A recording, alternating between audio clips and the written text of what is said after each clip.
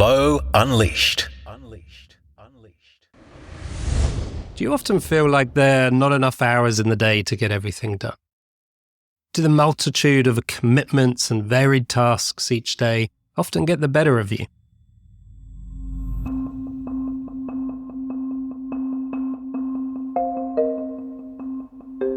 Welcome to Flow Unleashed.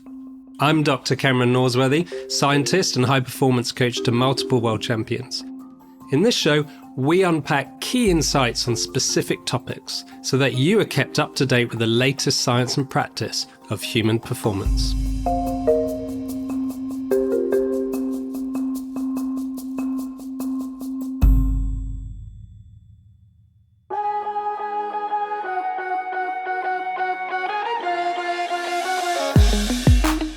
In almost every consulting and coaching work I do, the challenges surrounding time management surface. I'm often asked, how do you fit everything into your life? How do you run a business, coach a range of clients, be a loving husband, be a present father, spend considerable time on your hobbies, keep fit, conduct research, write books, and smile on your face? To which I often laugh, as I'm not always conscious of how I manage to do such a variety of tasks successfully, and sometimes my own lifestyle can stress me out. On reflection, however, I feel I was very lucky to learn some key principles to time management at a very early age that have stayed with me throughout my life and career. Some of which we will go over in this pod. And many of us are not taught time management at a young age, and as a result, our commitments and schedule can be a constant concern for us. Keeping track of everything that needs doing and fitting it all into our day or week can be troublesome, often stressful. When we don't fit it all in, the mind has few options other than to feel like a failure. Take Lucas, for example. Lucas is a professional athlete and runs his own business. Often these two careers are mutually exclusive. The pursuit of one makes the pursuit of the other very difficult or near impossible to do both very well. Just to be an athlete takes an enormous amount of training, commitment, and scheduling. It demands a lot of lifestyle sacrifices and proactive thinking to stay on top, whether that be organizing travel schedules or managing the nutritional needs of exerting the body to its limits week after week, year after year. Then add on to it the demands of growing a business, managing 30 staff, and the relentless decision-making and logistics that managing a security company requires. These loaded demands would often be too much for most people to handle, which is where my client Lucas was at when we started. And whilst Lucas was doing a great job juggling both professions, his time management wasn't his first priority. And like most of us, he suffered the pinch. He would often arrive at our sessions in a brain fog. His brain was continuously overloaded. His to-do list was always longer than the time he had available, and he constantly felt like he was underperforming at work, which stressed out his neurology and affected his performance as an athlete. Staying on top of other important events in his life, such as organizing his girlfriend's birthday, was overwhelming. His attentional bandwidth would become full, and it would all feel too much. And as a result, he would stress, worry, wouldn't get the best night's sleep, and would become avoidant to urgent and important decisions and tasks that he had to do. The more he stressed, the more avoidant he became, and the more issues started appearing. And ultimately, he felt like he was just surviving each day in the hope that nothing disastrous would happen. And then he'd wake up and do it all again. Keep juggling the plates, hoping nothing would fall. Now, for many, reducing the ambition or personal responsibilities would be the sensible thing to do here.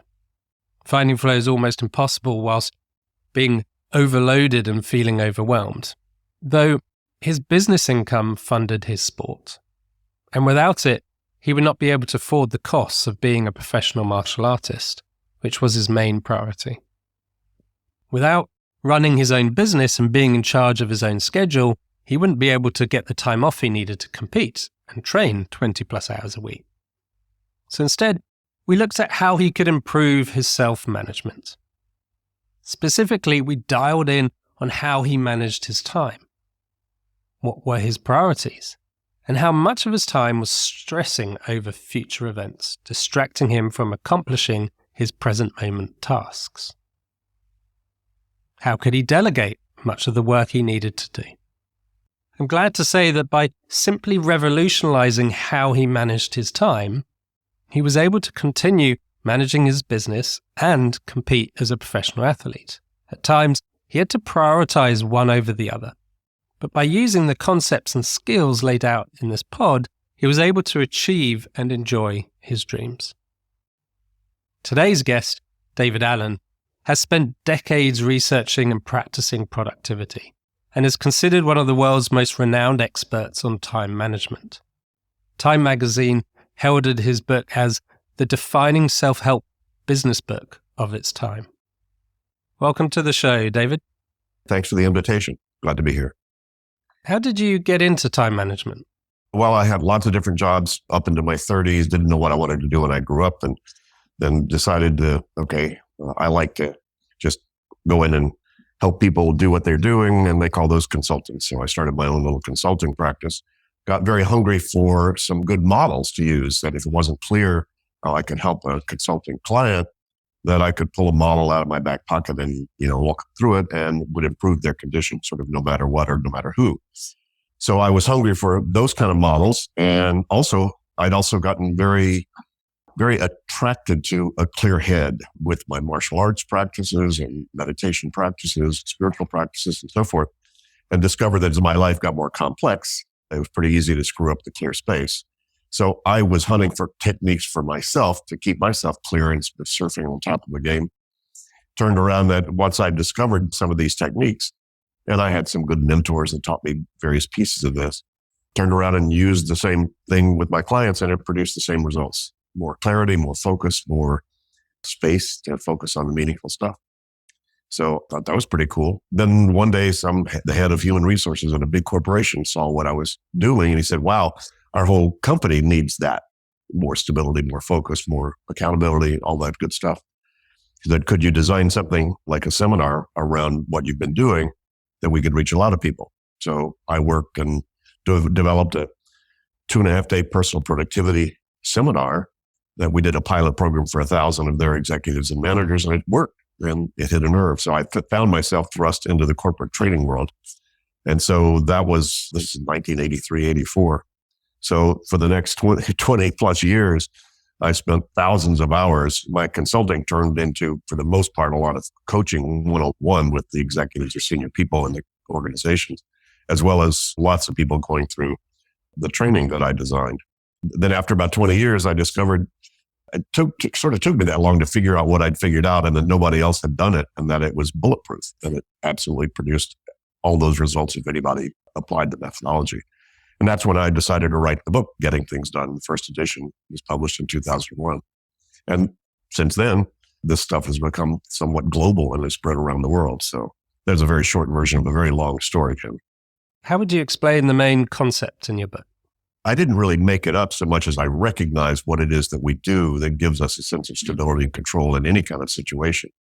So it comes down to 5 basic steps, kind of the core methodology here, which is, first of all, capturing the things that have your attention, then clarifying exactly what you're going to do with them, if anything, outcomes and actions required, and then organizing the results into some sort of trusted external brain or trusted external system that you then review and reflect on and use to then allow you to feel comfortable about your choices about how you engage your attention and your focus. So it's a capture, clarify, organize, reflect, and engage process. That's not new behavior, really. Most people are doing versions of that to some degree. Very few people are really doing it fully. So I just uncovered essentially the formula about how you're able to clear your head without necessarily having to finish all that stuff and maintain a very busy life. And I guess the issue for most people is we go straight into the engagement. I'm imagining, having coached this and trained this for decades, you come across consistent problems. And would you say that's the case? Is people kind of miss that step of clarifying and then organizing before we engage? Yeah. Well, the biggest problem, Cameron, is most people are using their head as their office, and your head's a crappy office. Your brain did not evolve to remember, remind, prioritize, or manage relationships between more than 4 things. That's new cognitive science research has basically proven that. And so, but most people are trying to use their head to remember, remind, and prioritize and manage sort of the complexity of their life. And it just doesn't work. You tend to then be driven by latest and loudest. And to your point, you just go do but it's not from a trusted place. It's from a busy or what's the most latest and loudest thing in front of me. And that's where most people are operating. Yeah, and certainly, when we're in that headspace, we go to the latest and the most urgent, and we just end up doing and go. And how does sort of stepping out of the head help? Reverse engineered, how come that happened? You'd never keep anything in your head. And I don't. But see, nothing changed in your world externally. What changed was the most important thing to change, which is how you were engaged with your world changed. So externalizing it, we know now that just getting stuff out of your head, just writing it down and looking at it gives you much more of a sense of clarity, much more of a sense of being able to trust your judgments about what you're doing. Absolutely. And that's externalizing it or getting that third person perspective it's amazing how when we voice something or put it down on paper, suddenly our perspective of it changes. Sure. Absolutely. The detail of what we're seeing changes. Most people are really unaware of how many personal commitments they actually have, how many woulds, coulds, shoulds, need tos, ought tos that they actually have. So I've spent thousands of hours with some of the best and brightest folks on the planet, walking them through just unloading everything that has their attention. For a typical mid to senior level professional, it takes 1 to 6 hours just to identify everything pulling on their head, both personal and professional. If I need tires in my car, I need to handle the next vacation. I need to fix my broken tooth. I need to think about hiring a VP of marketing. Oh my God. And most people, because you can only remember one of those at a time, and most people are not aware of how much of a mountain of those kinds of things they have. Once they start to identify what those are, it really changes the game. So subliminally, there's a part of you that thinks you should be doing all of those all the time. No wonder people are so buried and overwhelmed. You can only do one thing at a time. And most people have so much stuff banging around in their head. If you need to buy cat food for your cat, and you also need to rewrite your business plan, those will take up about the same space in your head. And either one of them is likely to wake you up at 3:00 in the morning. Oh my God, I need cat food. Oh my God, I should write the business plan. If they're in your head. So again, it's just a really bad place to try to manage the relationships between all of those things that we have going on.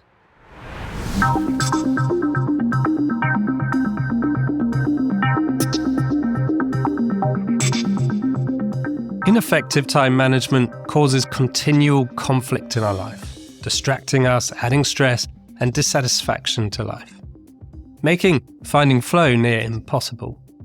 Why? Put simply, we can only hold a small amount of information in our short-term memory, and if we have lots of things to remember, analyze, and strategize, we eventually run out of space. As our attentional bandwidth closes in and the available space is smaller than what needs to be remembered and analyzed, the mind naturally attributes a conflict to the situation. To try and overcome this conflict, the brain attributes a stream of attentional nodes to aid the struggle, adding effort and stress to the felt experience, choking our ability to access our long-term memory. Prolonged, and our threat center starts to come online, activating concern and worry about losing control. And in rebuttal, the thinking brain steps in to think our way out of the situation, only to chew up more of the already limited mental and attentional bandwidth. The result? A snowballing neuropsychophysiological reaction of anxiety and attentional choking. Research such as the review by Bridget Claessens titled A Review of the Time Management Literature clearly demonstrates that effective time management behaviors relate positively to perceived control of time, job satisfaction, and health, and actively work to reduce the stress in our lives. These time management techniques essentially provide the framework and space for us to push on and be our best. Paradoxically, the answer to great time management is not to keep thinking about all the things we need to do, but to actually stop thinking about what needs to be done. The real secret about all this is getting things done is not so much about getting things done. It's about appropriately engaging with all the commitments in your life so you're present with whatever you're doing, which happens to be the most productive state to hit a golf ball from or fire somebody from or cook spaghetti from or do whatever you're doing, is when you're not distracted, when you have full presence about whatever it is that you're doing. So, the mindfulness people and all those folks that are, into clearing your head, all that's really good stuff. But if you still need cat food or you still, have a commitment about writing your business plan or your next vacation that needs to get planned, you're not going to stop that noise until you actually get into it and get through it. So the way out is through, but that means you're going to have to catch and capture all the stuff that is banging around in your head. And by the way, you don't have to go very far to see where to apply this. Just notice what's got your attention. Anybody listening to this, even for the few minutes you and I have been talking, have probably had their mind go somewhere that had nothing to do with what you and I are talking about. That's what you need to start to grab. And what was that? And why do I have my attention on it? And the reason, for the most part, 98% of the time, things bang around in your head. If they're in there more than once, we all have 50,000 thoughts a day. So I'm not writing all that down. Most of the time, I'm just grazing. I'm just looking around and noticing things. And there's no incompletion about that. But if you tell me, hey, David, here's a new movie you need to see or a book you need to read or a restaurant you ought to try, or can you do this and get back to me with something about that? If I can't finish that the moment it happens, that's what I better write down. That's why I've always got pen and paper with me, no matter where, because this stuff bangs around who knows where. And some of your best ideas, for instance, about work don't happen at work. You don't have the bandwidth there. Some of the coolest things you'll think of will occur to you not where they're going to be applied or where you're going to use them. And so having some sort of portable capture tool is a very practical thing, to be able to grab those things as they occur to you. That's a whole lot of what this is about, is being able to manage that. And to your point, it becomes a lot easier to be clear about your priorities if your day-to-day gets under control. So if your day-to-day is feeling out of control and then you try to give yourself some new vision or goal in the future, all it does is just going to create frustration and guilt. So you need to get your day-to-day under control. And then once that's there, you'll have a sense of confidence about where you put your attention and what you put your focus on.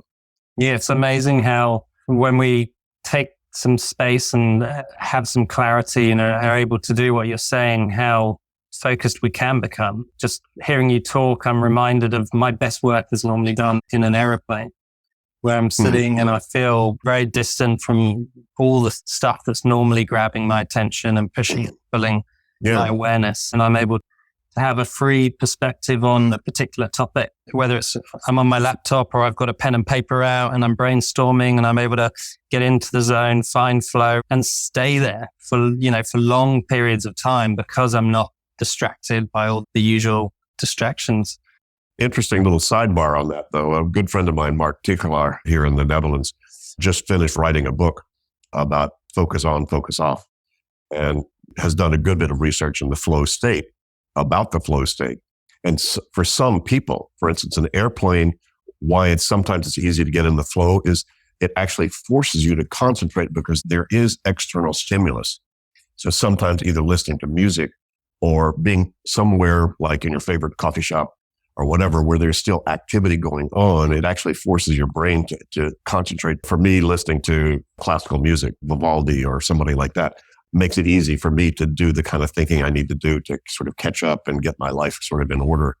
What we call the weekly review, once a week gathering, bringing up the rear guard and making my list current and making sure I've captured everything that's happened that week and haven't missed anything.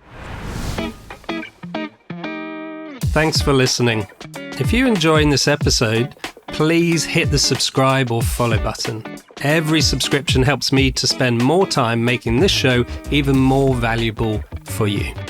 So please hit the subscribe button now. Okay, let's dive back in. Imagine sitting in an office located near the railroad tracks. Trains rattling by several times an hour. And as you try to concentrate, the rumble of every train pulls you away from what you are doing. You need time to refocus, to collect your thoughts. Worse, just when you have settled back in, another train hurtles by. This description, as described in the book Scarcity by Senthil Mullainathan and Elder Shafir mirrors the conditions of one side of a school in New Haven, located next to a noisy railroad line. In the early 1970s, two researchers decided to measure the impact of this noise on those students, and what they found was staggering.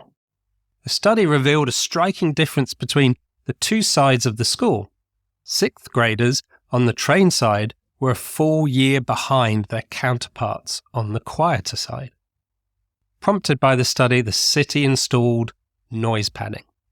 And this intervention erased the difference. The researchers found that after the intervention, students on both sides of the building performed at the same level. And these results mirror many laboratory studies that have documented the powerful effects of even the slightest of distraction. Interestingly, managing our time is really about managing our attention. By freeing up our attentional bandwidth, we free up space to get things done. And we're more efficient with the tasks at hand. We become better able to focus, organize, prioritize, and be more effective and efficient in our moment-to-moment performance. With such a limited attentional capacity, if we are not in charge of our attention, there will be 1,000,001 things that will distract us. To focus our attention and keep our attention in one place is, especially in this day and age, seems to be quite problematic. You only need to keep glancing over at your phone to constantly be distracted from what we're focused on. Well, yeah, and a friend of mine now, Dr. Theo Compernoli in Brussels, wrote a fabulous book called Brain Chains, like chains around your brain. What are the things that limit our cognitive abilities? And he's done an incredible amount of research on that. And a whole lot of that is being able to recognize the things that distract you. He's got a big rant about social media because it's so addictive. And just having your phone in your pocket, creates an endorphin rush in your head, just thinking who might be buzzing you. So, just having all that stuff around makes it, to your point, much more challenging for everybody to maintain focus and to maintain control of their attention, for sure. Absolutely. Every time it goes off, that dopamine feels fantastic, and we're taken away from where we want to be, which is helping us to be productive and more efficient and so forth. And don't shoot the medium. If you know what you're doing, it's a great time to be alive, isn't it? I mean, come on, you're at Perth, I'm in Amsterdam, and we're talking to each other. My gosh, how cool is that, right? So, yeah, but you need to know what you're doing. Yeah. If you don't, it's so easy to let yourself get sucked into computer games or social media or all kinds of other stuff. Especially if you got something tough that you're procrastinating about, it's very easy to allow yourself to get distracted. But don't blame the distraction. Absolutely. And our attention is just another form of self-regulation in some form or another. And a lot of us haven't been trained or taught how to self-regulate our attention, our emotions, our thoughts. We're sucked into the reality of a reactive reality of what's happening inside us, and often not taking that time, like your system, to be able to capture, organize, reflect, and then engage. We're too busy just reacting the whole time. What tips do you have to kind of help us get out of that reactive phase and into that capture and organize phase? I heard you talking about that pen and pad. Well, yeah, these are like ongoing behaviors or best practices to just train yourself to be able to capture, things that occur to you that you can't complete in the moment, write them down. So that's a major key. A second major key is once you write down tires or mom birthday or tooth or bank or whatever, most people's to-do list still are unclear because they haven't determined what exactly is the next step they would need to take to handle mom's birthday or the bank or their tooth. And so deciding what's the very next action, and if one action won't complete what it is, what's the project? Fix tooth. Yeah, that's a project. Give mom a birthday party. That's a project. But most people actually we haven't been trained. We're not born doing outcome and action thinking. You actually have to train yourself to do that. It's a cognitive muscle, essentially, that you need to work. So that's what I uncovered many years ago, and I spent thousands of hours doing, and it's a big key to this methodology, which is once you've identified stuff that has your attention, then you need to clarify what exactly that means. Is it something it's actionable? Are you actually going to do something about mom's birthday? Yes or no? And if no, then it's either reference material or trash, or you incubate it for maybe a reminder later on that you might want to do something. If it is something you're going to act on, then you need to decide, well, what's the very next action I would need to take? Is that an email to send? Is that a website to surf? Is that a call my sister, see what she thinks about Mom's birthday? What's the very next thing you need to do about that? And if that one action won't complete this thing, then identify what's the desired outcome. We practically call that a project. Fix the tooth, handle the next vacation, or deal with Mom's birthday, give Mom a birthday, extend my credit line at the bank. And those become the outcomes. So training yourself to think about outcomes and actions. See, part of my mission, Cameron, is that we build a world where there are no problems, only projects. So anytime you've got something, you're distracted by a problem line, like tooth. Yeah, great. Well, what's your desired outcome? Get this fixed. No kidding. Okay, what's the next step? Oh God, I guess I gotta call the dentist or something. As simple as this sounds, most people avoid this like the plague about all kinds of stuff that's banging around in their head. Yeah, and it's often just a change of perspective. Speaking to a lady recently, and her life's busy. She's got kids. She's got a whole load of workload going on. And then suddenly when we reframed her life as she's the CEO of all these things happening, she saw the problems as tasks, and she suddenly gained a whole load of responsibility for them and responsibility for the solutions. And she was far more innovative and energetic in how she was going to approach these previous problems, and now, to use your language, projects, and all by changing her view of who she was within all the barrage of issues and scenarios that's happening around her. Pretty sophisticated approach, no kidding. As a good friend of mine also calls any problem he calls a puzzle. How do we solve the puzzle? Same idea.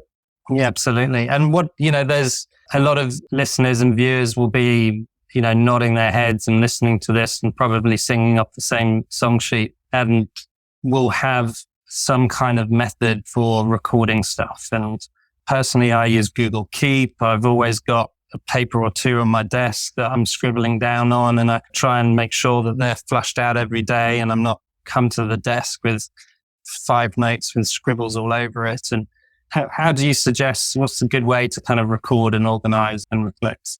Well, I found low tech is best for capturing, because no batteries required, no Wi-Fi required. It's ubiquitously. You don't have to turn anything on.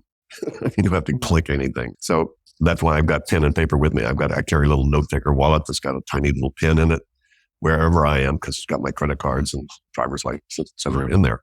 So that goes with me everywhere. So I have that sitting here at my desk. I've got pen and paper right in front of me, like you do. So that's how I do that. That's the easiest way to do it. Now, you can capture by just recording on your iPhone and whatever. The problem is, for a lot of people, that's a black hole. Yeah. Because the digital world there is so, do I put that in Dropbox? Do I put it in Evernote? Do I put it on my Apple Tasks? I mean, come on. So unless you're quite disciplined, where, to your point, like I write all kinds of notes and throw them into my own in tray. So I'm looking right now at my physical in tray that has a little note I wrote, and it has Drew Carey and Bob Stewart. Okay. So I still haven't dealt with those yet, but there is a note in my own in tray, but it will get emptied out. It's the only note in my in tray because I emptied it last night. So the whole idea of kind of low tech, being able to grab any of these kind of things, because that's not my organizing system.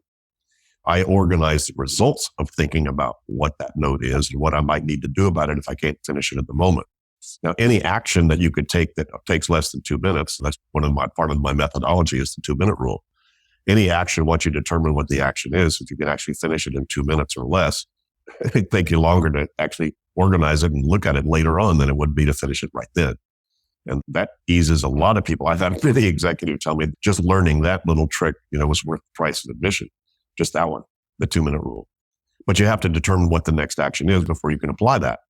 So what's the next step? And can you do that in actually 2 minutes or less? And if not, then it goes into my organizing system. And I use a digital version of that.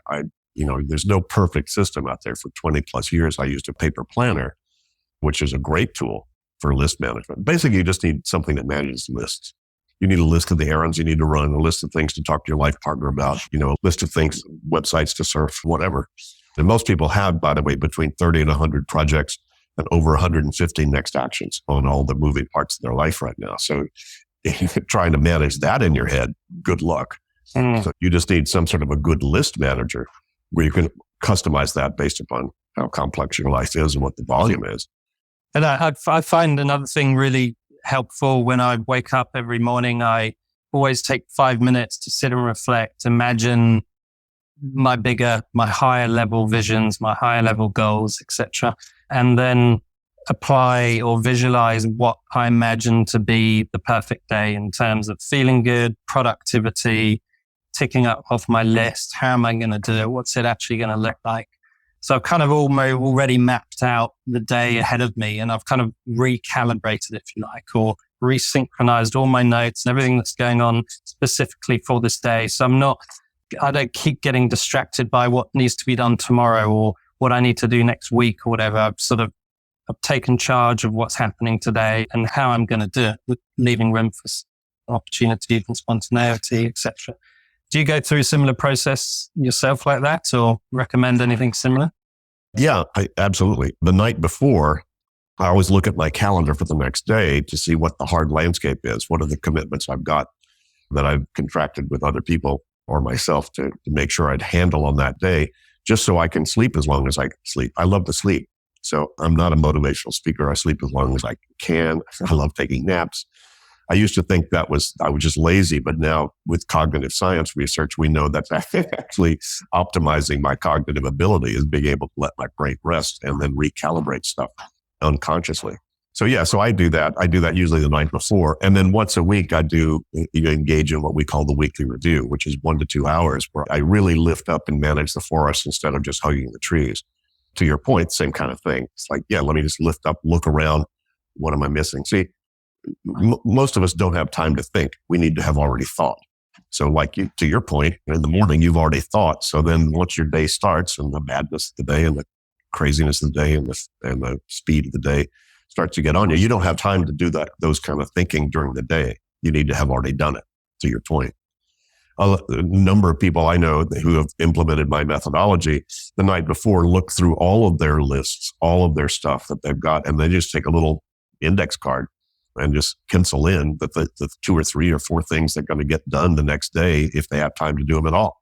But they're willing to tear that up in case the day changes, and many times it does. But they're not over-structuring themselves, but they're using all of that to keep themselves focused on, hey, what would give me some real value if I actually finished it today, or if I did it, if I have time to do that. But again, you have to hold that up against much of your day is going to be a surprise, stuff you don't expect, things you just show up as they show up, and you're going to have to then calibrate that against, your other priority. But when we calibrate and we proactively spend time to manage it, there's this just sort of sense of ease in my mind where the level of stress just diminishes because I'm not trying to hold on to all of that. Is there anything or any other benefits that come from this, or any other suggestions you have for how can I manage my attention so that I'm not getting distracted by unnecessary things? Well, I think it all comes down to if you actually build the habits of these best practices, capturing what has your attention, clarifying what you're going to do about it, if anything, parking the results in some trusted external brain that you reflect on and review on a consistent basis, then you're making trusted choices about whatever you do. And then it just allows you to be present with whatever you're doing.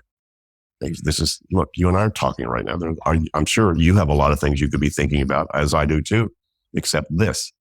But as long as we park the results of those things in some place we trust, that when you and I stop talking, you and I both trust, we're probably going to go back and check in on our external system or our intuitive judgments. So ultimately, the prioritization is going to be your intuitive judgment. There's no ABC, 1, 2, 3, high, medium, low prioritizing. That's all way too simplistic in terms of the complexity of our lives and what really drives the choices we make. But you just want to make sure you're making a trusted choice. If you make a trusted choice, you just need to saute onions right now for dinner. Then you've looked at everything else and you go, okay, I'm aware of everything I'm not doing. I have a new partner that's delivering our trainings in South Africa. And I was just visiting with him down in Cape Town. And he starts out most of his presentations, with, okay, here's my number. My number is 87. What's yours? People scratching their heads. Well, what's he talking about? Number 87. He said, 87 is the number of things I'm not doing right now instead of talking to you. He said, I just looked and counted. He said, but I know what they all are. And, the point of my methodology, you can only feel good about what you're not doing when you know what you're not doing. But if you looked at everything and decided to take a nap, that's a power nap. If you're taking a nap to avoid all the stuff you're not thinking about, that's not an easy nap to take. The whole idea is just looking at all your stuff, looking at the gestalt of your life and going, hey, no, right now, taking a nap's great, or sauteing onions, or, I really need to sit down and handle this ugly email I got to answer. Or whatever. Another guy who's a big champion of my stuff, major successful movie producer. His priority is, what's the most fun thing I can do? Another good friend of mine, his priority, what's the ugliest thing I need to do, and sort of eat frog or whatever they say. So let me do the ugliest thing first, and then I can snack on email for the rest of the day as a reward. And I do either. I do both. Sometimes I do what's most fun. Sometimes I just want to get the thing that I'm avoiding the most done. I like that approach of mixing it up, because I often tackle the most important or the most difficult thing first. Otherwise, I'm just thinking about that for the rest of the day. I'm doing my stuff, but really I've got the pink elephant that I'm just thinking about. But other times I need a little fun, or I need a laugh, or I need to stretch my legs, or I need to whatever. So I do prioritize things that make me feel good, that then give me the energy to then tackle other stuff. So it's nice to hear there's that mixed approach, as long as we're doing fun stuff for positive reasons as opposed to avoidant reasons, that it can really help. Yeah, it's another version of too controlled is out of control. If you try to structure your life too much, you're going to fall off the end of the pier, because you're not flexible enough to then sort of engage appropriately in whatever's appropriate at the time. Absolutely. Well, thank you very much, David. This has been really interesting, and certainly reinforced the message of taking that time, whether it's a third space or just an extra 2 minutes, or dedicating a whole weekend or doing a training program, but taking time to manage, gather, and organize and reflect of what's actually happening, which then allows us to kind of maximize a level of trust that we have within our capacities and our abilities for handling everything on in our lives, which then gives us the presence and the focus and the ability to be on the task at hand 100% and lead us to those optimal levels of experience and performance that we know we'll seek. Well said. And so thank you for your input, David, and great stuff. All the best. Thank you very much, David. Till the next time. You too, Cameron. Flow Unleashed.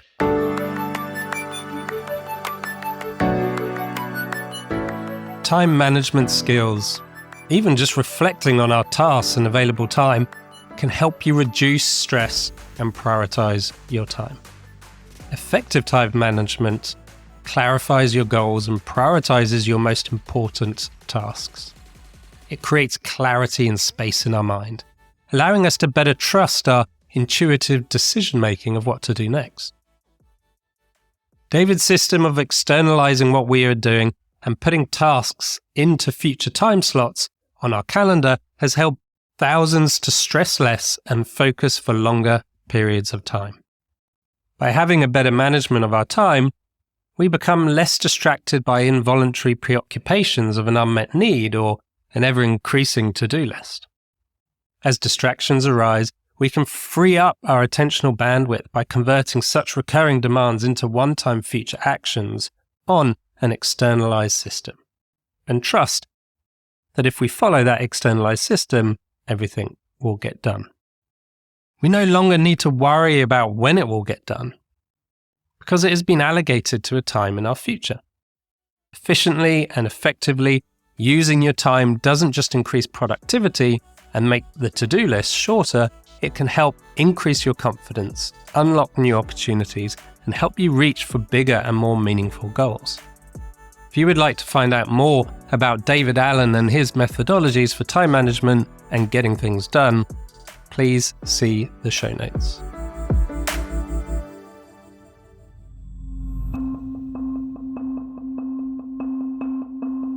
Thank you for listening to Flow Unleashed.